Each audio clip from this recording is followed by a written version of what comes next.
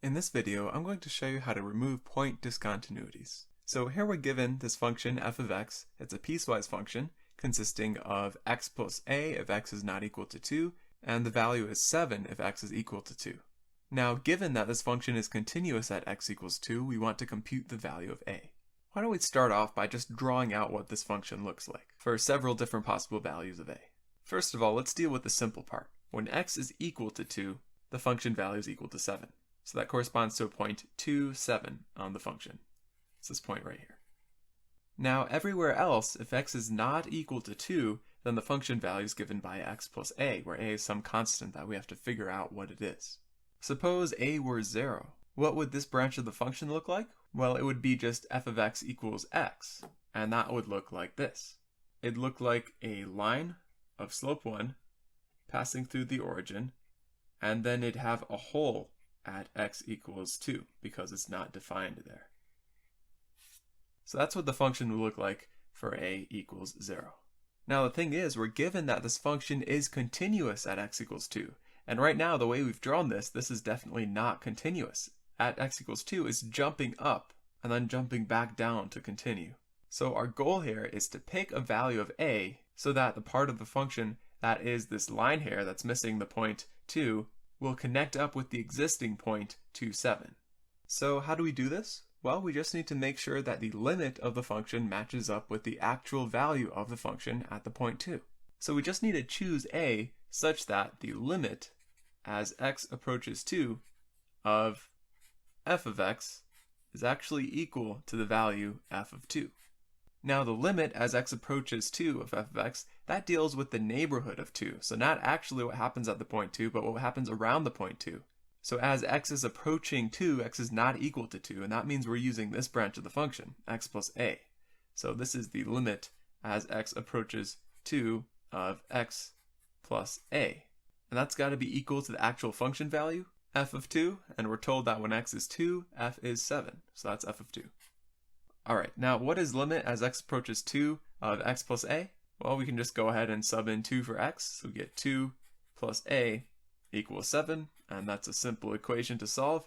A is equal to 5. So that's our value of a, and why don't we just double check to make sure this is correct. Let's go ahead and graph this line with a equals 5. So when a equals 5, we've got the line x plus 5, so that means we've got a y-intercept of 5 over here, that's a, and then it's going up with slope 1, and that means that, yes indeed, it does connect up with our point here.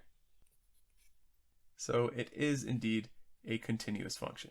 So we're good, we're done, that's our answer, a equals 5. Okay, and then how about the next problem? We're given that g of x is defined as a piecewise function. It's c over 1 plus x if x is not equal to 0. Whereas if x is equal to 0, then the function is defined by cx plus 3. We're told that this function is continuous at x equals 0, and we want to figure out what is the value of c. Alright, so this function is a little bit trickier to graph, but that's okay because we really don't need to graph it at all. We just need to ensure that the limit as x approaches 0 of g of x is indeed equal to the actual function value, g of 0. Now, as x approaches 0, x is not actually equal to 0, so we're looking at this branch above here, the branch that goes c over 1 plus x. So this is really the limit as x approaches 0 of c over 1 plus x, and that's got to be equal to the function value g of 0. And when x is 0, we know that the function is defined this way, cx plus 3. Plugging in 0 for x there, we have c times 0 plus 3.